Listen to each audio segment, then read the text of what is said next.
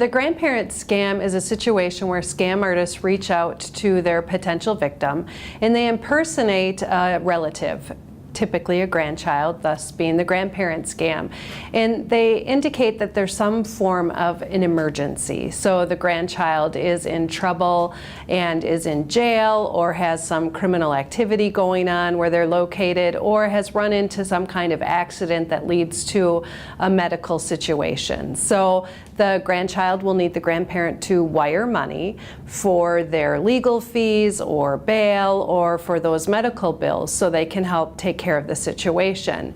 And then they will also indicate that they should not tell the parents about the situation because the grandchild shouldn't be wherever it is they're at. Usually it involves some sort of situation or scheme where there's international travel involved, thus making it more complicated and really convoluted, if you will. So the big keys to this scam are that there is a family relationship or a friend relationship, so you get that emotional tactic, and then you are asked to wire money or use prepaid gift cards, and again, not traditional forms of payment resolution, and the secrecy component. Don't talk about this, because if you do, you'll find out that it's not legitimate. You'll find out that your grandchild really is at school or wherever they may be. And we see spikes in this scam during the spring break season and during travel seasons. Sometimes the story is just completely made up, but because they're catching that grandparent so off guard and out of the blue, it's believable. Like I indicated, it's spring break season, grandchild may be off at college, parent may not know exactly what's going on, so grandparent, of course, my grandchild likes to travel and that seems realistic, and they won't give away too much information at the beginning. The scam artist won't. They'll just say, "Hi, Grandma," and then the victim or the potential victim will be giving away the pieces of information. They may have a male grandson and then, "Oh, hi, Johnny, how are you?" "Well, Grandma, I'm in trouble. I cracked up the car, I'm on spring break, and the police are involved, and so I need assistance with that because they won't let me leave, and could you help by wiring money? But please don't tell Mom and Dad I'm not supposed to be here." So they'll just continue on in response to what the potential victim will be responding to in that nature.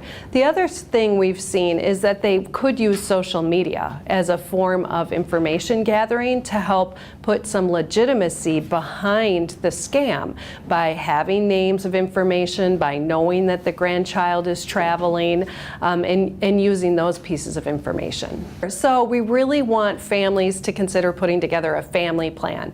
And what we want that family plan to contain is sharing any travel itineraries. Do so secretly, confidentially. Don't be posting it on social media for everyone else to know.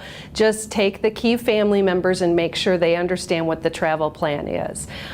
Do some regular check-ins so you can kind of keep tabs that everything is running smoothly and no one's running into any situations. And before anyone travels, come up with a code word or passphrase. That passphrase being the thing that will be used should there be a true legitimate emergency, so everyone knows something is truly happening and we do need responding.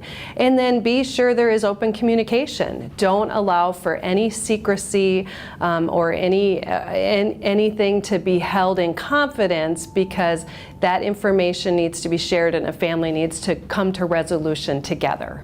So if anyone receives this call, you just need to disconnect. Hang up, do not engage, don't hand over any information, don't try and play with the caller, to see where that will lead, because they can easily trip you up no matter how good your intentions are. So it's best just to hang up.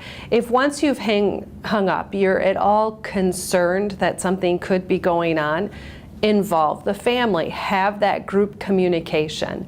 If you can't get a hold of anybody, call your local law enforcement, because they can assist you in making connections with law enforcement in the vicinity where the child could be having trouble, if there is any legitimacy to that as well.